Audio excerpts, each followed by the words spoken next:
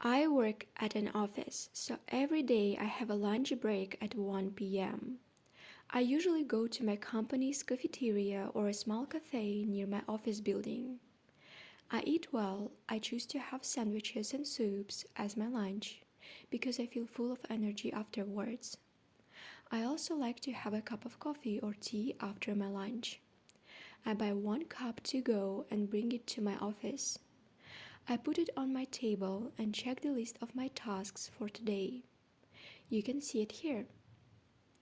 I have one task I need to complete. After finishing it, I will compose a new list of tasks for the evening. I like to be organized and well prepared.